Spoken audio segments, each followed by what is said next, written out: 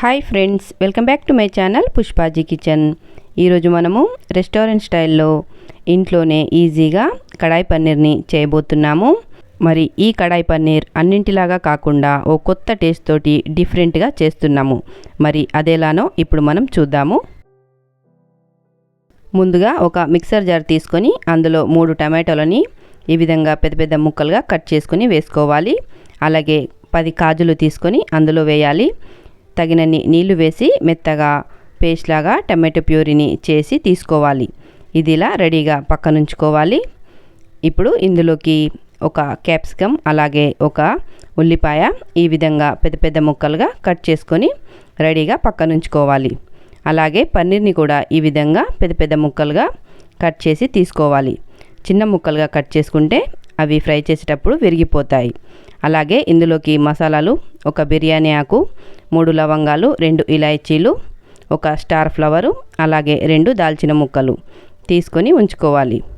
ఇప్పుడు stove on చేసుకొని ఒక వెడల్పాటి కడాయి పెట్టుకొని అందులో 2 టేబుల్ స్పూన్ల నూనె వేసుకోవాలి.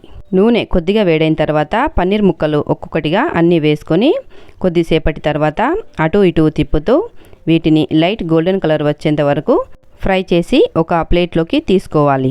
అలాగే ఇదే నూనెలో మనం పెద్ద పెద్ద ముక్కలుగా కట్ చేసిన ఉల్లిపాయ, క్యాప్సికమ్ కూడా వేసి వీటిని కూడా 1 నిమిషం పాటు ఇలా లైట్గా ఫ్రై చేసుకొని ఒక ప్లేట్లోకి తీసుకోవాలి.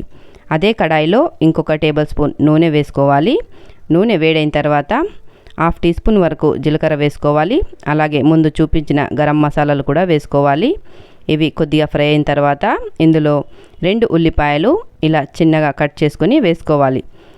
ఇవి లైట్ గోల్డెన్ కలర్ వచ్చేంత వరకు చక్కగా కలుపుతూ ఫ్రై చేసుకోవాలి. చూస్తున్నారు కదా, ఈ విధంగా ఫ్రై అయిపోయిన తర్వాత ఇందులో 1/2 టీ స్పూన్ వరకు పసుపు, అలాగే 1 టీ స్పూన్ వరకు అల్లం వెల్లుల్లి పేస్ట్ వేసుకొని ఒక అర నిమిషం పాటు ఈ విధంగా ఫ్రై చేసుకోవాలి. ఆ తర్వాత మనం ముందుగా మిక్సీ పట్టి ఉంచిన టమాటో ప్యూరీని వేసుకోవాలి. ఈ టమాటో ప్యూరీ వేసేటప్పుడు వీడియో క్లిప్ అన్నది మిస్ అయిపోయింది. ఉల్లిపాయలు ఫ్రై అయిపోయిన తర్వాతనే టమాటో ప్యూరీ వేసుకోవాలి. మూత పెట్టేసి ఒక 2 నిమిషాలు లో ఫ్లేమ్లో ఉడికించుకోవాలి. ఇప్పుడు 2 నిమిషాల తర్వాత చూద్దాము. చూడండి, టమాటో ప్యూరీ ఉడికి కొద్దిగా చిక్కబడింది కదూ. ఇప్పుడు ఇందులో 1 టీ స్పూన్ వరకు కాశ్మీరీ రెడ్ చిల్లీ పౌడర్ వేసుకోవాలి.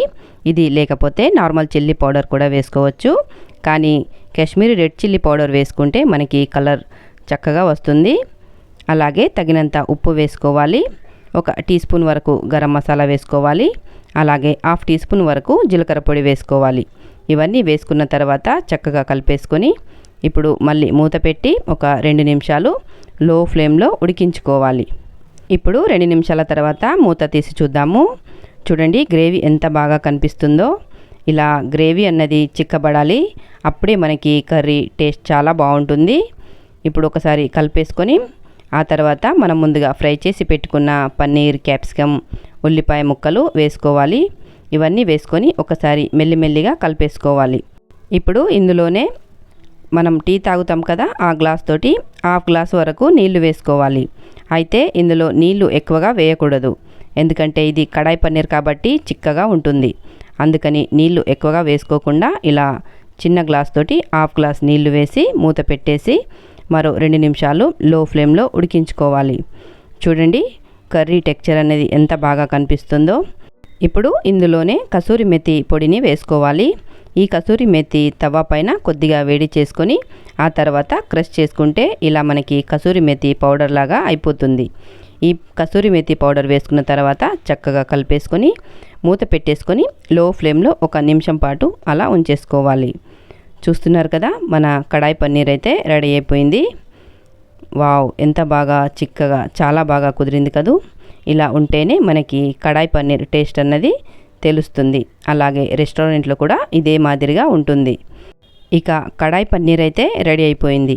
మరి ఈ కడాయి పన్నీర్ ఇంకా టేస్టీగా రావటానికి ఇప్పుడు మనము ఈ కర్రీకి స్మోకీ ఫ్లేవర్ ఇద్దాము. రెడీ అయిన కర్రీని పక్కనుంచేసుకొని అదే స్టవ్ పైన ఇలాంటి జాలి ఒకటి పెట్టుకోవాలి.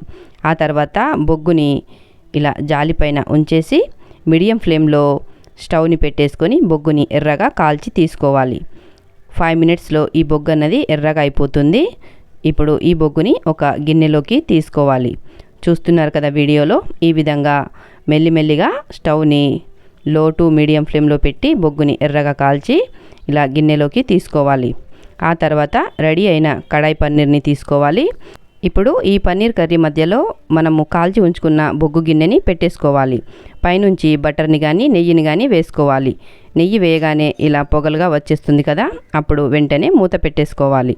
అందులోని పొగన్నది బయటికి వెళ్లకుండా ఈ విధంగా పైనుంచి ఏదైనా బరువుని పెట్టేసుకోవాలి. ఇలా 15 నిమిషాలు ఉంచేసుకోవాలి.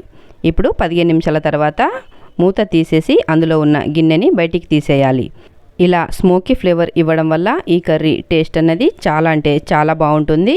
మనకి సేమ్ రెస్టారెంట్లో తిన్నట్టుగానే అనిపిస్తుంది. ఫైనల్గా ఈ విధంగా ఒక ప్లేట్లోకి తీసుకొని కొత్తిమీర చల్లేసుకొని సర్వ్ చేసుకోవాలి. ఎంతో టేస్టీగా ఉండే దాబా స్టైల్ కడాయి పన్నీర్ అయితే రెడీ అయిపోయింది. ఈ పన్నీర్ తోటి రోటీ, నాన్, పుల్కా ఇలా ఏదైనా సరే తీసుకోవచ్చు. మీ ఇంటికి ఎవరైనా గెస్ట్ వచ్చినప్పుడు ఈ విధంగా కడాయి పన్నీర్ని చేసి పెట్టండి. వాళ్ళంటారు ఏ హోటల్కి వెళ్ళి తెప్పించారని. అంత బాగుంటుంది. మరి తప్పకుండా మీ ఇంట్లో మీరు ఒకసారి ట్రై చేసి చూడండి, మీకే తెలుస్తుంది. మరి ఈ రెసిపీ నచ్చినట్టయితే లైక్ చేయండి. అలాగే కొత్త వాళ్ళు ఎవరైనా నా ఛానల్ని ఫస్ట్ టైం చూసినట్టయితే ప్లీజ్ సబ్స్క్రైబ్ చేసుకోండి. అలాగే మీ ఫ్రెండ్స్కి, రిలేటివ్స్కి షేర్ చేయండి. మరి పక్కనున్న బెల్ ఐకాన్ని ప్రెస్ చేయండి. Thank you for watching.